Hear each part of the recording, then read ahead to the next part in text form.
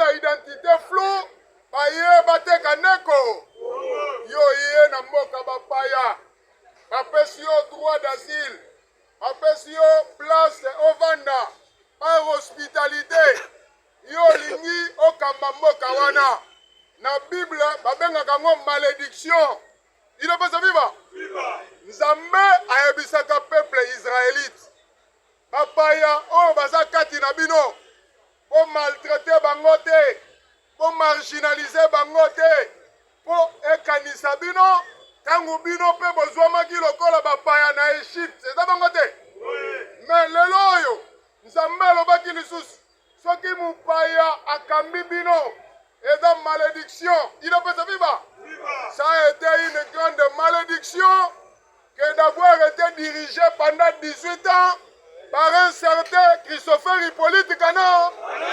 Il ne peut vivre. Donc, on a besoin de sa base. Il ne peut vivre. Il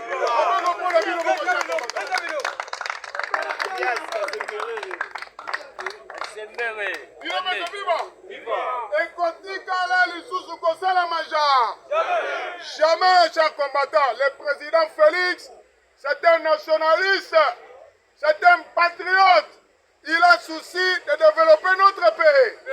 Chers combattants, Tala par exemple, et l'autre signature, Oyo, son excellence, FPM, il y a transport, Jean-Pierre Bemba, a outil qu'on signe, Kunana Kalemi, pour le développement, il y a peur Wana Kalemi. Il n'est pas vivant. A signé encore Rwanda Nabaminele pour développer comme il s'appelle Académie et comme un port monnaie et comme un port moderne. Il est pas vivant. Dans moins de temps, Congo et Zokokana na ba puissance à monde. Il est pas vivant. Yangoana Massa de Boulos, conseiller à Donald Trump, accompagné d'un sous-secrétaire d'État américain à travers rencontre à Salina président a passé message fort. Il y a Donald Trump dans le pays voisin RDC. Il a pas vivre. Na Kenya, Massa de Boulos a recommandé Kuna Akutana Uhuru Kenyatta. Il a pas vivre. Na Lingiba comprendre le Koana. Il a pas vivre. Président Trump avait fait un premier mandat naé. Ayebisaka na Uhuru Kenyatta, l'ancien président à l'époque. Ayebisaka Eboe. Alors, si tous les pays africains avaient des présidents comme le président Félix, l'Afrique allait se développer depuis lors. Il ne peut se vivre. Cela veut dire que l'Afrique est Zangaka, le président idéaliste. Le président Belé Bazaki en Afrique, Bazalaki matérialiste. Bazoboma peuple na bango pour na ba intérêt personnel na ba. Yango na Trump tango ye na deuxième mandat a sanctionné ba président wana lokola Polka. Na Yoweri Kaguta Museveni. Bazobonyoko la bana ya batu awuti ko kufisa bana batu ebele awa na RDC. Paul Kagame, c'est un imposteur. Il est pas vivant. Il avait fait de Joseph Kabila gouverneur au Congo. Ils ont pillé les minéraux, les Congolais belés, ils ont violé les femmes congolaises, faisant de la RDC première capitale du viol. Il n'est pas vivant. Mais grâce à la bravoure, à la diplomatie de son excellence Félix Antoine Tchi, le RDC est retrouvé souveraineté nango. Na intégralité territoriale naba. Il est pas vivant. Massa de Boulos et Outi Nangate, c'est le conseiller de Donald Trump. Alors que les États-Unis sont d'accord et soutiennent tout ce que le président Félix est en train de faire au sommet de l'État. Alors que le Congo mérite le respect de sa souveraineté. Le Congo mérite le soutien de son intégralité territoriale. Il est pas vivant. Comment te lire, maman, comment tu dis combattant? Il n'est pas vivant. Il n'est pas vivant. Il n'est pas vivant. Viva! Viva! Et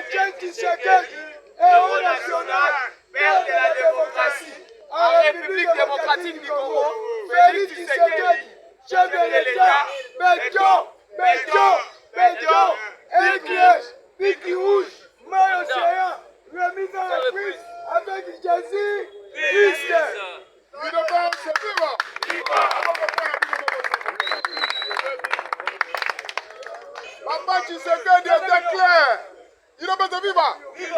Le président, notre mentor, le président, notre leader, Etienne Tshisekedi Wamulumba, le docteur, le premier docteur en droit de l'université Louvanium, derrière ses mémoires. Il est passé vivant.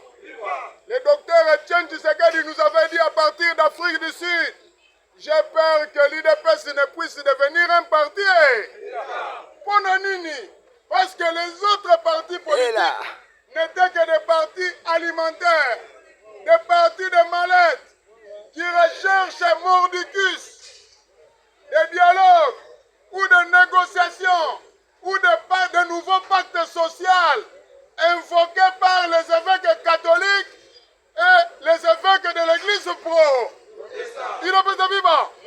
Bango balingaka ba dialogue, na ba négociation pour réclamer des perdiens. Il a pas de vivant.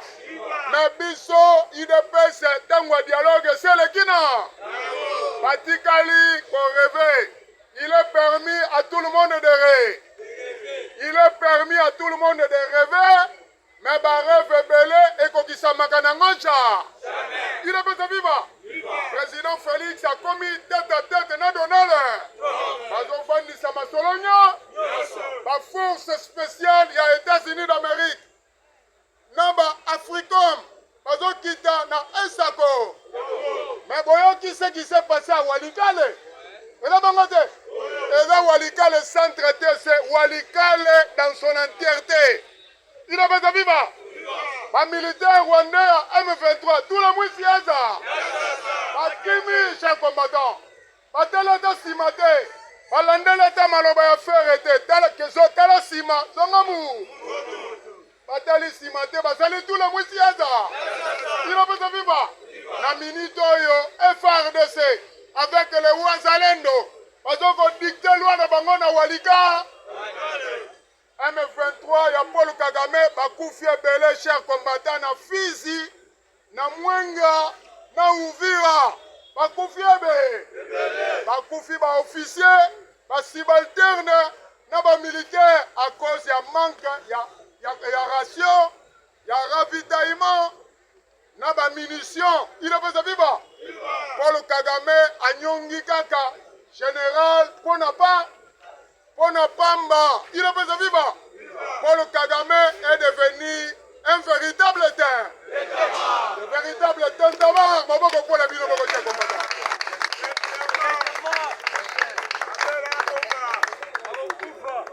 a besoin de vivre.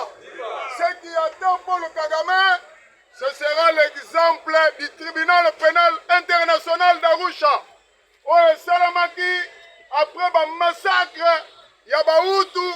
Naba ex-femme ba interamwe oezaki installé na Tanzanie na Arusha na RDCP tribunal pénal international à travers la CPI dans le mois d'avril il est pas vivant avant retour à président Félix à Congo après États-Unis d'Amérique chers combattants d'élite bokomona bimonamo bokomona ndoki tobelela kiye Mendoki bakangi na ba dossier na ba témoignage na ba rapport il est pas vivant na ba image à l'appui Paul Kagame Christopher Hippolyte Kana Corneille na Moïse Katou na Delice na Franck Diop à laquelle elle est devant la CPI à Kofongola ba porte na Kinshasa il est pas vivant.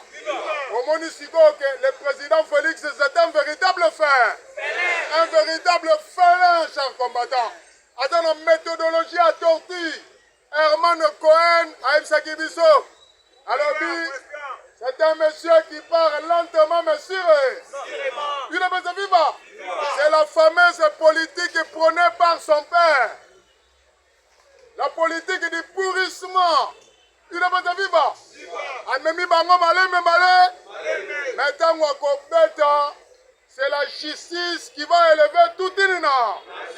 Et puis, Paul Kagame, à laquelle elle est, na Christopher Hippolyte Kana, na Corneille, na M. Soriano, na Franck Diongo, et na Jean-Claude Voué, à Bakelele, Délice Sanga, ils seront expédiés devant la CPI, puis devant les boulevards des arts.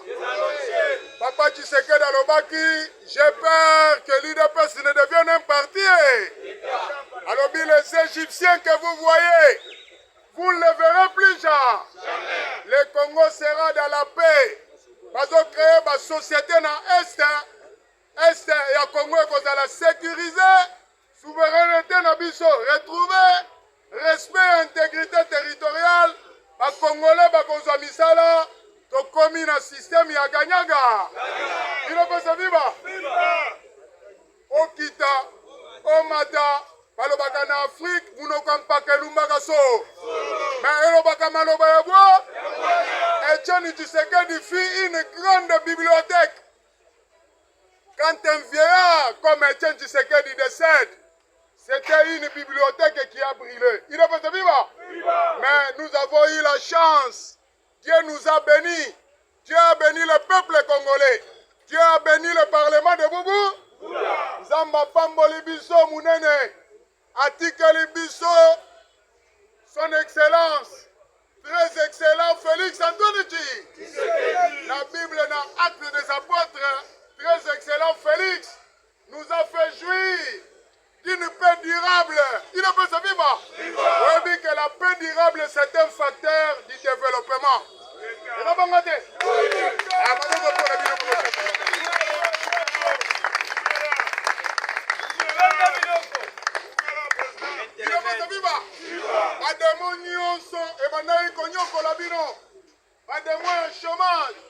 Il y a pauvreté, il y a mendicité, il y a pénurie. Et c'est Tigibi. N'a masque à vieillesse et disparaître. Il n'a pas de vivre. On a beaucoup à l'éloge, chers combattants. Je vous remercie beaucoup. Je vous remercie beaucoup. Natiki Bisika, Naba, orateur Moussou. Merci beaucoup, chers combattants.